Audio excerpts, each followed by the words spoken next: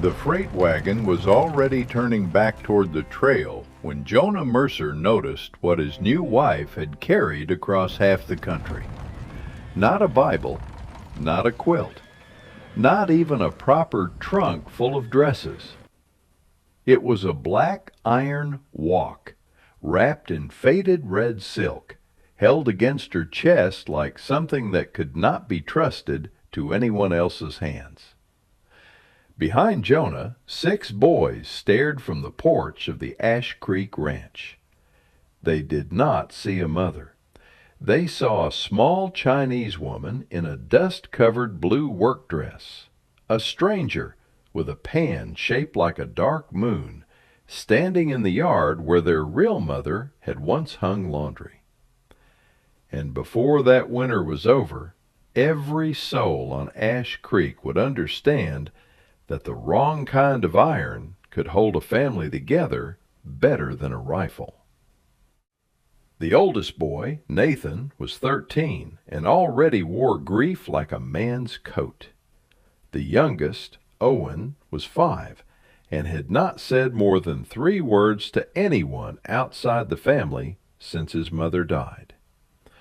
Between them stood Abram, Reed, Micah, and Eli, barefoot, suspicious, and wild from 2 years of raising themselves. Jonah knew what she was seeing: a sagging house on a dry Dakota slope, a barn with one door hanging crooked, a porch rail polished smooth by neglect, 6 sons who needed more than cornmeal and orders, and a widower who had written to a marriage broker in desperation, then hated himself for waiting at the road like a man expecting a miracle. The wagon driver dropped her single trunk beside the dust. "Mrs. Mercer," Jonah said. The word sounded strange in his mouth. The woman bowed slightly. "Lian," she said, touching 2 fingers to her chest. The boys did not answer. Nathan's eyes moved from her face to the black pan in her arms. "That ain't a skillet," Abram muttered. "No," Lian said carefully. She looked at the iron, then at the house, then at the boys. "Not skillet." It was the first thing she told them about herself. Jonah carried her trunk inside and felt shame rise in him before they had crossed the threshold. The house was not merely untidy, it was tired. Dust furred the window ledges. Old plates leaned in gray stacks near the dry sink. Socks were stuffed between chair legs where boys had kicked them off and forgotten them. A sour smell lived in the boards, made of grease, damp wool, and sorrow that had been left too long without a window opened. Lian stepped inside without a word. She looked at the stove, at the table, at the cracked photograph on the mantel where Jonah's first wife, Clara, looked out with calm eyes and a stiff collar. Then Lian looked at the boys. They looked back as if daring her to run. That first supper proved nothing except how far the house had fallen. Jonah fried corn cakes in old bacon fat and opened a jar of beans gone soft at the edges. He served the food on chipped plates. The boys grabbed before anyone prayed. Abram wiped his hand on his sleeve. Reed elbowed Micah away from the last cake. Nathan ate without looking up. Lian sat at the end of the table with her back straight. She ate little, not because she was delicate, because she was studying the room. She noticed which boy shoved first because he was mean, and which one shoved because he was afraid there would not be enough. She noticed Owen's eyes following every crumb. She noticed Jonah eating last, not from nobility, but because he had forgotten hunger could belong to him too. After supper, Jonah showed her the small room off the kitchen that had once held canned peaches and spare blankets. "I know it isn't much," he said. Lian touched the doorframe. "Tomorrow," she said. Jonah did not know if she meant they would speak tomorrow, work tomorrow, or survive tomorrow. In that house, all three were the same thing. Before dawn, a scraping sound woke Nathan. He came down the stairs expecting a rat in the pantry. Instead, he found Lian on her knees with a bucket, a rag, and sleeves rolled to the elbow. The kitchen floor was changing color under her hands. Not becoming pretty, not yet. Becoming visible. Nathan stopped in the doorway. Lian did not look up. She had already hauled water from the pump, heated it, found lye soap, sorted the plates, and opened both windows to let the stale air crawl out. Her black iron wok set on the stove like a sentry. By sunrise, Abram decided to test her. He walked straight through the wet kitchen with mud caked on his boots, slow enough for her to see each print bloom on the boards. Reed snorted. Micah covered his mouth. Lian stood. She was nearly a foot shorter than Abram would be in a few years, but the room changed when she straightened. She pointed at the mud, then at the pump, then at the rag in her hand. Abram smirked and looked toward Jonah, who had just stepped in from the barn. Jonah opened his mouth, then shut it. For once, he wanted to see what would happen if he did not rescue a boy from consequence. Lian held out the rag. Abram stared at it as if it might bite. At last he took it. He wiped the mud off the floor with furious little motions while his brothers watched. Lian did not smile. She did not scold. She simply waited until the boards were clean, then placed his boots by the door instead of near the stove. That was the first law she passed at Ash Creek. Dirt could come into the yard. It could not be invited to supper. In the days that followed, the house began to resist ruin. Lian washed shirts until the water turned black. She boiled rags. She mended knees and elbows with stitches so tight even Nathan secretly turned his sleeve inside out to examine them. She pulled dead weeds from the kitchen garden and found stubborn life underneath. Onions, a few carrots, beans that had reseeded themselves against the fence. Her English came in pieces. Water. Clean. Careful. Enough. But her hands spoke whole sentences. She wrapped cracked jars with cloth so they would not split in the cold. She moved the flour away from mice. She hung herbs upside down near the chimney. She made the boys wash before eating, and when Abram tried to dunk only 3 fingers into the basin, she took his wrist and pushed his whole hand under. "All," she said. Eli laughed first, then Owen. It was the first laughter in the kitchen that had not been at someone else's expense. The boys still refused to love her, but they began to obey the shape of her days.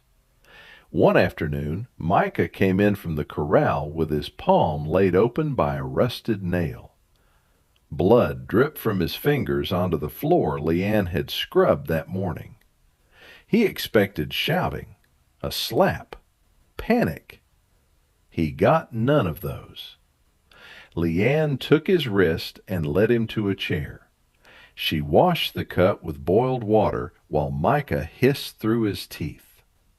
From her trunk she took a small paper packet. then a clay pot no bigger than a hen's egg. The salve inside smelled of roots and smoke. She spread it carefully, wrapped his hand in a clean strip torn from one of Jonah's old shirts, and tied the knot with surprising gentleness. Micah's breathing slowed. Owen crept close enough to touch the edge of her sleeve. Nathan watched from the hall, arms folded, face hard. But he saw what the others saw. She had not asked whether Micah deserved comfort. She had simply given it. That evening, Jonah found the boy asleep by the stove, with his bandaged hand in his lap, and Lian darning a sock beside him. A thought came to Jonah then, unwelcome and sharp. He had brought this woman here because the house needed work. He was only beginning to understand that his sons needed witness. A week later, Lian opened her trunk and changed the course of Ash Creek with a meal. Jonah had ridden to Fort Ellis Crossing for nails, lamp oil, salt, and news about the water rights along the creek. He left before dawn and would not return until after dark. Lian was alone with the boys. That morning she did not begin with scrubbing. She began with command. She pointed Nathan and Abram toward the woodpile. Reed and Eli were sent to the garden with a basket. Micah was given a knife and a pile of onions and told very sternly, "Small." Owen was allowed to sit on a stool and guard the bowl of eggs as if it were a bank vault. The boys resisted because resistance had become their habit. But work has a way of tricking lonely people into standing near one another. Wood came in. Onions were chopped unevenly but proudly. Carrots appeared from soil everyone thought was dead. Lian tied an apron around her waist, uncovered the red silk bundle, and lifted the black walk onto the stove. The room filled with sounds the Mercer boys had never heard. Oil whispering hot, ginger striking iron, beef sliced thin enough to curl at the edges, garlic waking up the whole house. From tiny packets hidden in her trunk, Lian added dried mushrooms, a pinch of tea-dark leaves, 2 red chilies, and a splash of black sauce so rich it made Abram forget to pretend he was not interested. She cooked fast, but nothing looked careless. The beef touched the wok and vanished into steam. The onions softened without collapsing. The carrots stayed bright. Eggs folded with green shoots from the garden. Rice steamed in a covered pot, clean and white, each grain separate. At supper, the long table looked unfamiliar, not expensive, not grand, simply alive. There were bowls instead of one sad pan, beef with vegetables, eggs with scallions, broth with mushrooms, rice, pickled beans she had made from the forgotten garden. The boys sat slowly. Nathan waited for someone else to take the first bite. Abram gave up before pride could starve him. He tasted the beef. His eyes widened. Reed leaned forward. "Is it burned?" Abram shook his head, already chewing again. Soon the table was full of the soft, helpless sounds of children eating food that surprised them.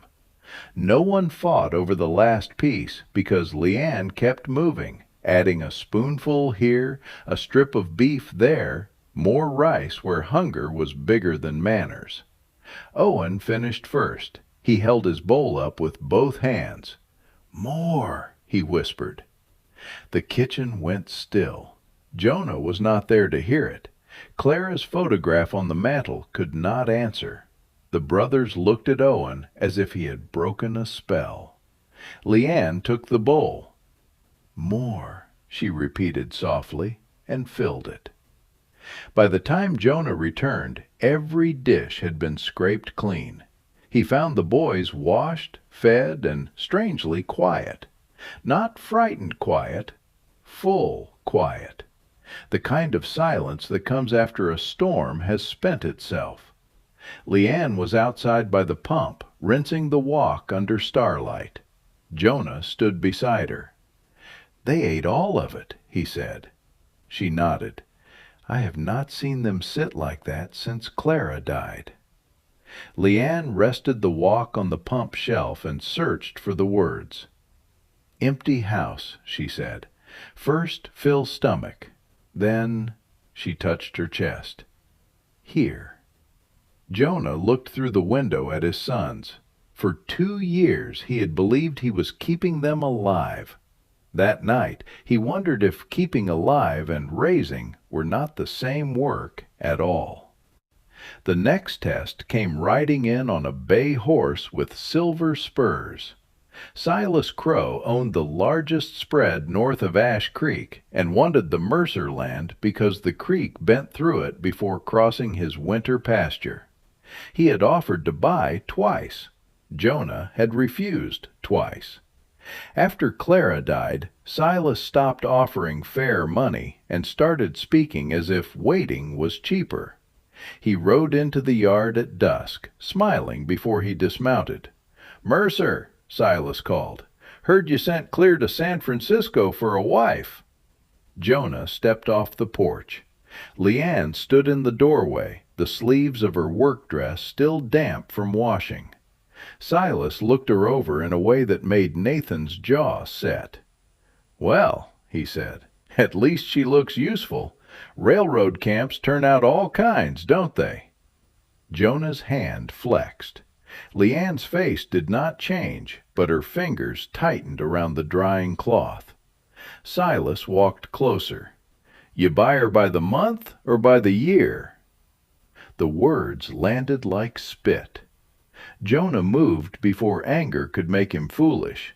He placed himself between Silas and the doorway. "Her name is Mrs. Mercer." Silas laughed. The sound had no warmth in it. "Mrs. Mercer," he repeated, as if the title itself were a joke. "You expect this valley to call her that?" Behind Jonah the door opened wider. Nathan stepped onto the porch, then Abram, then Reed, Micah, Eli, and little Owen, who held the black iron poker in both hands, though it was nearly as tall as he was. No one had told them to come.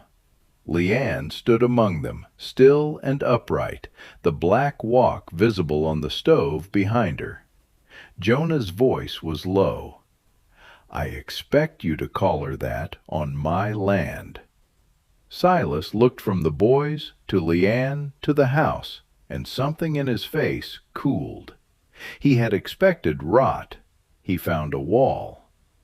"You'll regret teaching your boys to stand in front of trouble," he said. Jonah did not blink. "Better than teaching them to bow to it." Silas mounted and rode out hard enough to throw gravel. When the dust settled, Jonah turned to Lian.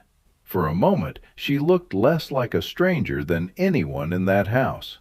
She bowed her head once, not low, not submissive, only enough to show she understood what had just been given.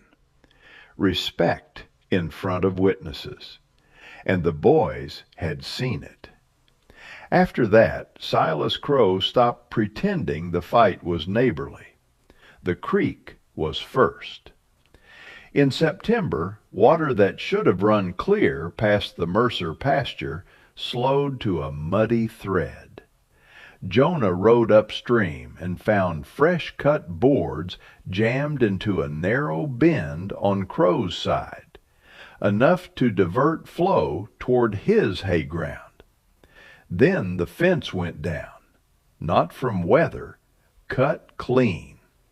9 Mercer cattle wandered across the line, and Silas claimed them as strays, waving territorial rules like scripture.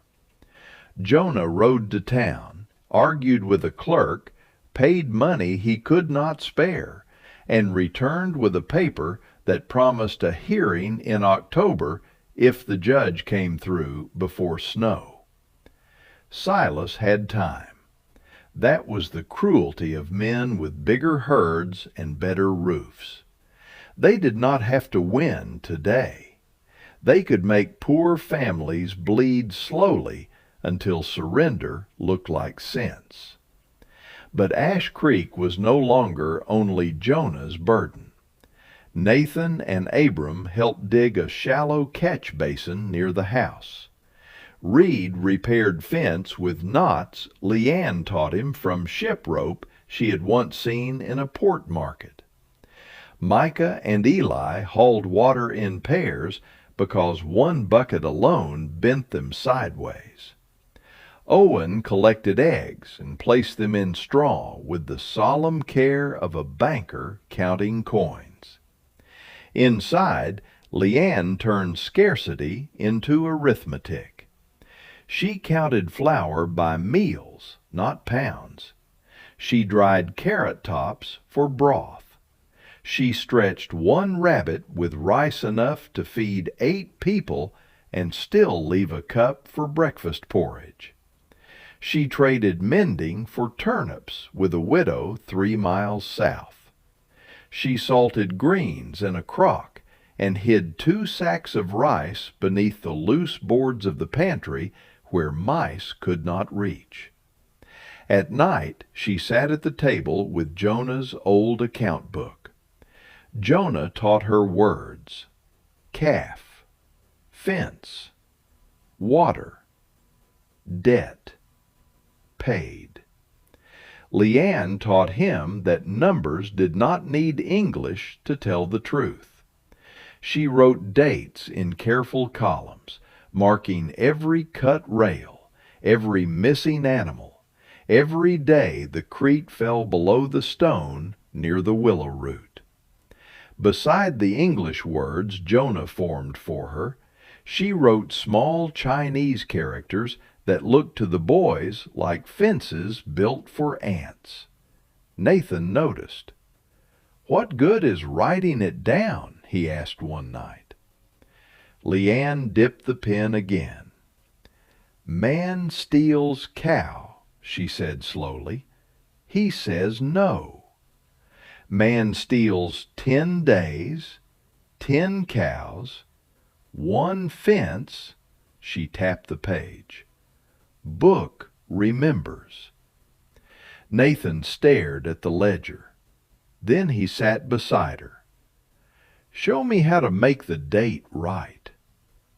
By winter, the Mercer house no longer ran on Jonah's voice alone. It ran on shared work, on Lian's ledger, on rice measured in cups, on boys learning that love could look like hauling water before being asked. The snow came early, heavy and bitter. For 1 week the world beyond the barn disappeared behind white wind. The crete froze at the edges. The cattle stood with their backs to the weather. Smoke from the chimney flattened sideways before climbing. On the 4th night of the storm, the barn door slammed open. Nathan and Reed fought it closed, but not before 2 cows pushed through the dark and vanished into the snow. Jonah ran out with a lantern and a rope. Nathan followed. Lian grabbed her shawl and saw what the wind had nearly hidden. The latch had not failed. The leather tie had been cut. They found 1 cow tangled near the creek bank, alive but shaking. The second was gone. Jonah came back with ice in his beard and fury in his eyes. At dawn, hoofprints led north, toward Crow's range. Jonah saddled his horse. Lian stepped in front of him. "No." He stared at her. He'll keep taking until I stop him." "He wants you angry," she said. Her English was no longer broken pieces. It had become a bridge, narrow but strong. Jonah's hand tightened on the bridle. "He cut my barn in a storm." Lian pointed to the house, where 6 boys watched from the window. "He wants father gone. He wants boys afraid. He wants wife alone." That stopped him, because it was true. Silas did not need Jonah dead. He needed Jonah reckless. By afternoon the storm eased, and Crowe came himself with 2 hired men behind him. He carried papers in a leather tube and a pistol on his belt. Jonah met him in the yard with a rifle across one arm, pointed at the ground. Nathan stood at his side with the old shotgun.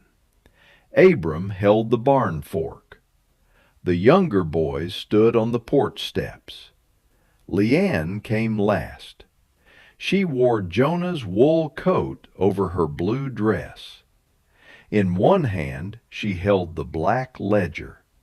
In the other, wrapped in a cloth, she carried the cut leather tie from the barn door. Silas grinned. "You look ready for a war you can't afford." Jonah said nothing. Silas pulled out a paper. "You owe me for winter grazing. 9 head held on my land since September.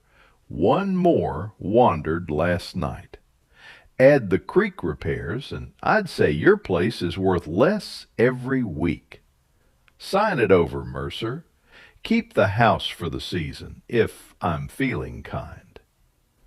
The hired men shifted, trying to look mean and warm at the same time. Lian stepped forward. Silas did not look at her at first. That was his mistake. She opened the ledger. "September 12, she read. "Fence cut south line. 9 cattle move after dark. Nathan sees fresh horseshoe mark, split nail." Silas's smile thinned. "September 13. Water low at Willowstone. Board in creek at North Bend. Jonah sees." She turned a page. October 2. Reed finds Crowe brand smoke near Old Cottonwood. Not Mercer iron. One hired man glanced at the other. Lian held up the leather tie. December 6. Barn tie cut with knife. Storm night. Cow tracks north. Silas barked a laugh. "You think a kitchen book scares me?" "No," Lian said. She looked past him. A second horse was coming up the road. On it rode Deputy Harlan Pike from Fort Ellis Crossing, snow on his shoulders and a sour expression on his face. Behind him rode the widow from the south, the one who had traded turnips for mending, and her teenage son, who had carried Lian's copy of the ledger to town 2 days before the storm turned worst. Silas's face changed before anyone spoke. Deputy Pike dismounted. "Crowe." Silas folded the paper slowly. "This is private business. Not if it concerns diverted water and claimed stock under false count." The deputy took the cut leather tie from Lian, then the ledger. He could not read her Chinese characters, but he could read the dates, the numbers, Jonah's added English, Nathan's shaky witness marks, and the widow's son's signed note from the ride north. Pike looked toward the hired men. "Either of you feel like swearing under oath you cut no fence and saw no dam?" The younger hired man studied the snow. The older one took one step away from Silas. There are moments when a bully learns the difference between a lonely man and a household. A lonely man can be cornered. A household has witnesses. Silas had spent months trying to starve Ash Creek into silence. Lian had fed it into memory. The deputy ordered Silas to release the claimed cattle until the hearing and remove the boards from the creek by sundown the next day.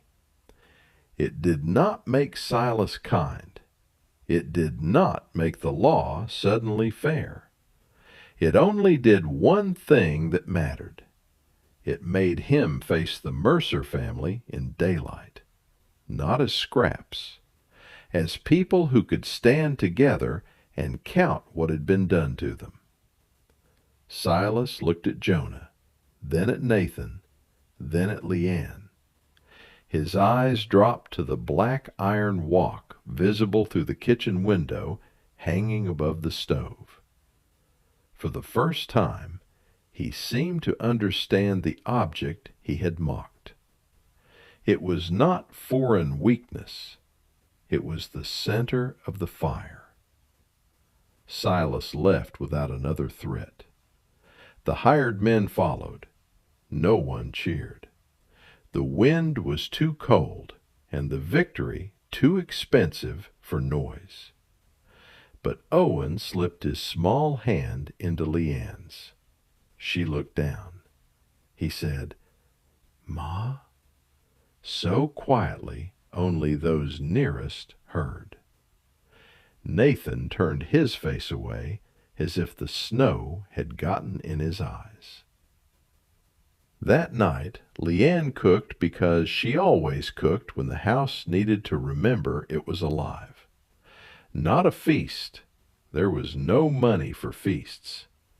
She made rice with broth, rabbit, dried greens, and the last of the mushrooms from her trunk. The wok hissed and steamed. The boys set the table without being told.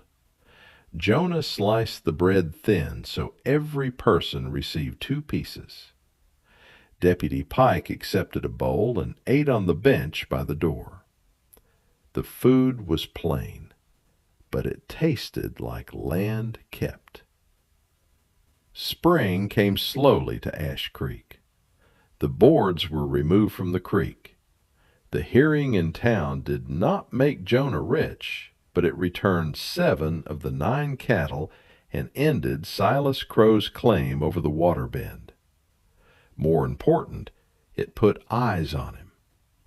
Bullies dislike witnesses almost as much as they dislike courage.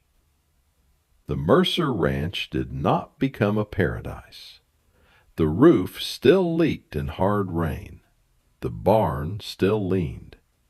The boys still fought over chores and grew too fast for their boots. Jonah still woke some mornings reaching for a grief that had shaped the bed beside him for years. But the house no longer felt abandoned while people lived inside it. Nathan became the one who checked the ledger every Friday. Abram learned that chopping wood before breakfast earned him an extra spoon of eggs. Reed could mend a fence nearly as clean as a grown hand. Micah's scar healed into a pale line across his palm, and he showed it proudly as proof that Lian's medicine worked. Eli learned to wash all of both hands. Owen followed Lian everywhere, asking the names of things in English and repeating the ones she gave him in Chinese. Jonah and Lian learned each other in the slow grammar of daily life. He taught her to read notices posted outside the general store. She taught him how to hold a cleaver so it did not fight the hand. He showed her the spring stars and told her how Clara had loved the one low over the pasture. Lian listened without jealousy. A house built honestly has room for the dead, as long as the living are not asked to sleep outside their own lives. One evening in early summer, the family sat around the long table while rain tapped the roof. There was roast chicken because the hens had finally given enough. There was rice browned with onions and bits of egg. There were carrots from the garden, beans from the crock, bread Jonah had not burned, and the small bowl of chilies Lian kept near her own plate because no one else was brave enough. The boys talked over one another until Jonah raised an eyebrow, and then they lowered their voices for nearly 10 seconds before forgetting again. Lian watched them with a softness she did not wear in public. Jonah saw the red silk cloth from her first day folded on a shelf near the stove. The black wok hung beneath it, seasoned now from months of fire, oil, hunger, fear, and relief. He remembered the day she stepped from the wagon and the boys stared at that pan as if it did not belong. Now nothing in the house belonged more. Jonah reached across the table and placed his hand over hers. Lian looked at him. He wanted to say, "Thank you for saving the ranch. Thank you for staying. Thank you for making my sons into boys again before they hardened all the way into lonely men." But he had learned from her that not every truth needed many words. So he said, "This is home." Lian's fingers tightened around his. Across the table, Owen lifted his bowl. "More?" Everyone laughed. Lian took the bowl and filled it. Jonah once believed iron meant a rifle, a plow, a brand, or a nail driven hard enough to hold back weather. Lian taught him there was another kind, a black pan that could take flame without breaking, a vessel that turned scraps into supper, silence into speech, and strangers into kin. Some homes are not found waiting on the prairie. Some are forged. One meal, one witness, one brave hand at a time.